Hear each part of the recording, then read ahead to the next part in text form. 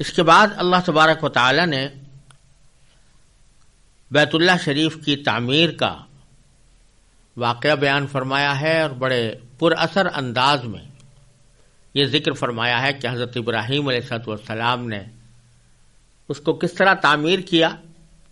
اور اس وقت کون سی دعائیں ان کی زبان پر تھیں۔ چنانچہ تو پہلے تو فرمایا وَإِذْ يَرْفَعُ إِبْرَاهِيمُ الْقَوَاعِدَ مِنَ الْبَيْتِ، یعنی اس وقت کو یاد کرو جب ابراہیم علیہ السلام بیت اللہ کی بنیادیں اٹھا رہے تھے، وہ اسماعیل اور اسماعیل بھی ان کے ساتھ تھے۔ یہ جملہ اللہ تبارک و تعالی نے ارشاد فرمایا اور اس میں دو باتیں ہمارے لیے بڑی اہم ہیں۔ ایک تو یہ کہ اللہ تبارک و تعالی نے یہ فرمایا کہ ابراہیم اور اسماعیل علیہ السلام کعبے کی بنیادیں اٹھا رہے تھے، یہ نہیں فرمایا کہ کعبے کی تعمیر کر رہے تھے۔ اس میں اشارہ اس بات کی طرف ہے کہ حضرت ابراہیم علیہ السلام کعبہ شریف کے پہلے بنانے والے نہیں ہیں، پہلے تعمیر کرنے والے نہیں ہیں۔ ایسا نہیں ہے کہ آپ سے پہلے یہاں پر کوئی بیت اللہ موجود نہ ہو، بلکہ آپ سے پہلے بھی بیت اللہ موجود تھا، اس کی بنیادیں قائم تھیں، لیکن ان بنیادوں کو چونکہ اس کے اوپر مختلف حوادث گزر چکے تھے، ان بنیادوں کے اوپر جو تعمیر تھی وہ تعمیر منہدم ہو چکی تھی، اس لیے اللہ تبارک و تعالی نے حضرت ابراہیم علیہ السلام کو یہ حکم دیا کہ وہ ان بنیادوں کے اوپر اثر نو تعمیر فرمائے۔ تو بنیادیں موجود تھیں، ان بنیادوں کو آپ اٹھا رہے تھے۔ تو اسی کی طرف ایک اور آیت سورہ حج کے اندر اللہ تبارک و تعالی نے ارشاد فرمایا وَإِذْ بَوَّأْنَا لِإِبْرَاهِيمَ مَكَانَ الْبَيْتِ، یعنی اس وقت کو یاد کرو جب ہم نے ابراہیم علیہ السلام کے لیے بیت اللہ کی جگہ متعین کر کے ان کو بتا دی تھی اور وہاں پر ان کو ٹھہرایا تھا۔ تو معلوم ہوا کہ بیت اللہ اس سے پہلے موجود تھا۔ اب کتنا پہلے موجود تھا، سب سے پہلے کس نے تعمیر کی اور کس وقت کی، اس کے بارے میں کوئی صحیح اور مستند اور قوی روایت حدیث میں منقول نہیں ہے۔ البتہ کچھ روایات سے معلوم ہوتا ہے کہ سب سے پہلے اس کی تعمیر حضرت آدم علیہ السلام نے کی، اور آدم علیہ السلام کے بعد یہ تعمیر طوفان نوح تک باقی رہی، اور طوفان نوح میں منہدم ہو جانے کے بعد سے ابراہیم علیہ السلام کے زمانے تک یہ ایک ٹیلے کی صورت میں چلی آتی تھی۔ حضرت ابراہیم علیہ السلام نے اثر نو تعمیر فرمائی۔ اس کے بعد اس تعمیر میں کچھ ٹوٹ پھوٹ تو ہوتی رہی ہے اور ہمیشہ ہوتی رہی ہے، لیکن مکمل طور سے یہ عمارت منہدم نہیں ہوئی۔ حضرت صلی اللہ علیہ وسلم کی بعثت سے قبل مکہ مکرمہ کے قریشیوں نے اس کو منہدم کر کے اثر نو تعمیر کیا، جس کی تعمیر میں خود نبی کریم سرور دو عالم صلی اللہ علیہ وسلم نے بھی شرکت فرمائی۔ بہرحال یہ جو فرمایا گیا کہ جب ابراہیم بنیادیں اٹھا رہے تھے اس وقت کا تصور کرو، اس وقت کو یاد کرو، یعنی وہ بڑا عجیب منظر تھا، بڑا سبق آموز منظر تھا جب حضرت ابراہیم علیہ السلام اور اسماعیل علیہ السلام بیت اللہ کی تعمیر کر رہے تھے۔ دوسرا نقطہ اس جملے میں یہ ہے کہ اگرچہ بیت اللہ کی تعمیر میں حضرت ابراہیم اور حضرت اسماعیل علیہ السلام دونوں یکساں طور پر شریک تھے، لیکن اللہ تبارک و تعالی نے یہاں بنیادیں اٹھانے کی نسبت حضرت ابراہیم علیہ السلام کی طرف کی، اور پھر بعد میں وہ اسماعیل کہہ کر ان کا بعد میں ذکر فرمایا۔ یہ در حقیقت ادب سکھایا گیا کہ اگر کوئی کارنامہ باپ اور بیٹے مل کر انجام دے رہے ہوں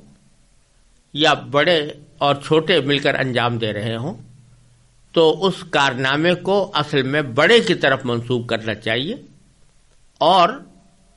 اس کے ساتھ جو چھوٹا ہے اس کا ذکر بطور ضمیمے کے کر دینا چاہیے، اور چھوٹے کو بھی یہ چاہیے کہ جب اس کارنامے کو وہ بیان کرے تو اپنے بڑے کی طرف اس کو منسوب کرے، اور اپنے آپ کا اگر ذکر کرنا ہے تو یہ کہہ کر کرے کہ میں بھی ان کے ساتھ تھا۔ چنانچہ حضرت فاروق اعظم رضی اللہ تعالیٰ عنہ کے بارے میں حدیث میں آتا ہے کہ انہوں نے ایک مرتبہ واقعہ بیان فرمایا کہ ایک مرتبہ نبی کریم سرور دو عالم صلی اللہ علیہ وسلم اور صدیق اکبر رضی اللہ تعالیٰ عنہما آپس میں مشورہ کر رہے تھے اور میں بھی ان کے ساتھ تھا۔ یہ الفاظ انہوں نے استعمال فرمائے، یعنی فرمایا کہ حضور اقدس صلی اللہ علیہ وسلم حضرت ابو بکر صدیق اور مجھ سے مشورہ کر رہے تھے، بلکہ یہ فرمایا کہ وہ مشورہ کر رہے تھے اور میں ان کے ساتھ تھا۔ یہ ادباً فرمایا تاکہ اپنی حضرت نبی کریم صلی اللہ علیہ وسلم کے ساتھ یا صدیق اکبر کے ساتھ برابری کے دعوے کا شائبہ نہ ہو، ورنہ حقیقت تو یہی تھی کہ جب نبی کریم صلی اللہ علیہ وسلم دونوں کو بلاتے تھے تو مشورہ دونوں ہی سے ہوتا تھا، لیکن اس کا ذکر اس طرح فرمایا کہ میں بھی ان کے ساتھ تھا۔ اسی طرح اللہ تبارک و تعالی نے یہاں یہ فرمایا کہ یرفع ابراہیم القواعد من البیت و اسماعیل، اس وقت کو یاد کرو جب ابراہیم بیت اللہ کی بنیادیں اٹھا رہے تھے اور اسماعیل بھی ان کے ساتھ شریک تھے یا ان کے ساتھ شامل تھے۔ پھر اس ساری تعمیر میں نہ جانے کتنے مراحل پیش آئے ہوں گے، کہاں سے پتھر ڈھوئے گئے، کس طرح ان کو اس شکل میں ڈھالا گیا کہ وہ بیت اللہ کی تعمیر کا حصہ بن سکیں، کس طرح ان کو آپس میں جوڑا گیا، کتنی اس کی اونچائی رکھی گئی، کتنی اس کی لمبائی اور چوڑائی رکھی گئی، کس طرح اس کو مضبوط کرنے کا انتظام کیا گیا۔ یہ ساری باتیں بیت اللہ کی تعمیر سے متعلق تھی، لیکن اللہ تبارک و تعالی نے ان کا ذکر نہیں فرمایا۔ اس کے بعد جس بات کا ذکر فرمایا وہ حضرت ابراہیم علیہ السلام کی وہ دعائیں ہیں جو اس موقع پر حضرت ابراہیم علیہ السلام نے کی تھی۔ اس سے بتلانا یہ مقصود ہے کہ یہ تاریخی واقعات کہ پتھر کہاں سے ڈھوئے گئے اور کس طرح لائے گئے، کس طرح ان کو جمایا گیا، کس طرح ان کو مضبوط بنایا گیا، ان کی کوئی خاص اہمیت نہیں۔ اہمیت اس بات کی ہے کہ حضرت ابراہیم علیہ السلام یہ فریضہ کس جذبے کے ساتھ انجام دے رہے تھے، اور ان کی زبان مبارک پر اس وقت کیا کلمات تھے، اللہ تبارک و تعالیٰ سے انہوں نے اس موقع پر جو رشتہ جوڑا تھا، اس رشتے کے دوران کیا عرض و معروض وہ اللہ تعالیٰ سے کر رہے تھے، چنانچہ اسی پر اکتفا فرمایا اللہ تعالیٰ نے۔ اس تعمیر بیت اللہ کے سلسلے میں اس کی مادی تفصیلات کی طرف جانے کے بجائے حضرت ابراہیم علیہ السلام کی دعاؤں پر اکتفا فرمایا، چنانچہ فرمایا کہ ربنا تقبل منا انک انت السمیع العلیم۔ یعنی ابراہیم علیہ السلام ایک طرف یہ عظیم کارنامہ انجام دے رہے تھے، اور دوسری طرف ان کی زبان پر جو کلمات تھے وہ یہ تھے کہ ربنا، اے ہمارے پروردگار، تقبل منا، ہم سے یہ خدمت قبول فرما لے، انک انت السمیع العلیم، بے شک تو اور صرف تو ہی ہر ایک کی سننے والا، ہر ایک کو جاننے والا ہے۔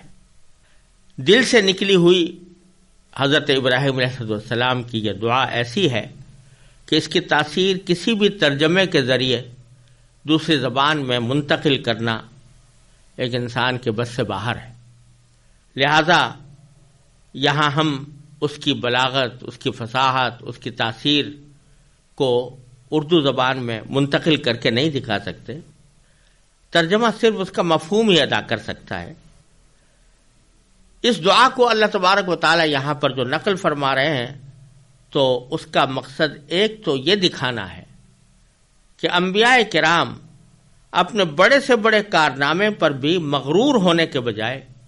اللہ تبارک و تعالیٰ کے حضور اور زیادہ عجز و نیاز کا مظاہرہ فرماتے ہیں،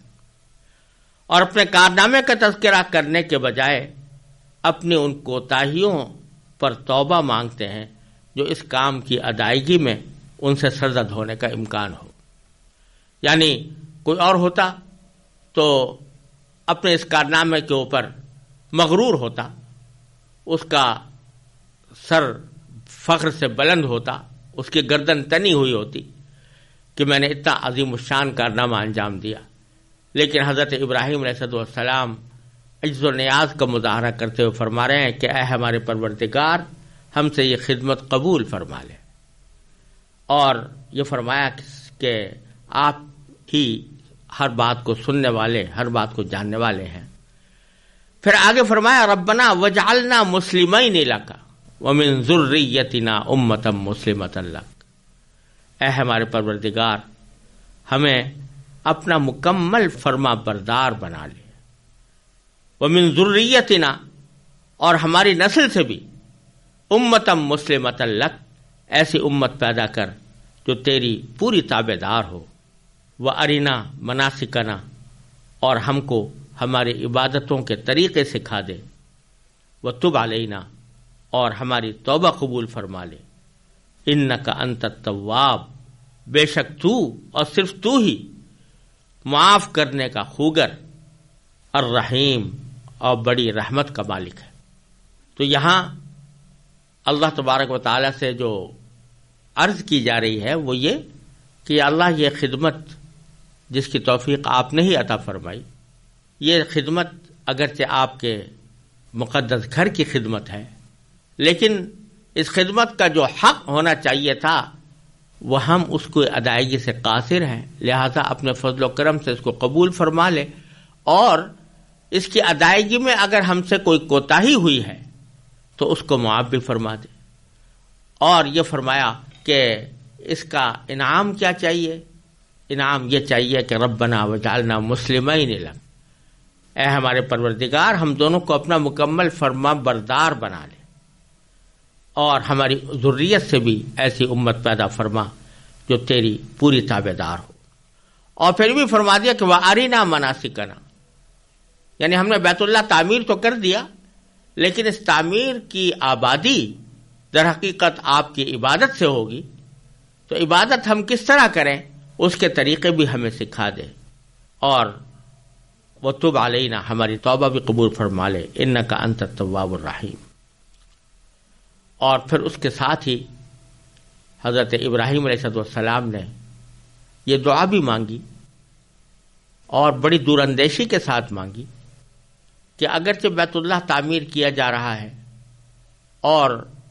یہاں پر لوگ آ کر اللہ تبارک و تعالیٰ کی عبادت میں مصروف ہوں گے، لیکن کہیں ایسا نہ ہو کہ مرور زمانہ سے، یعنی زمانہ دراز کے گزر جانے سے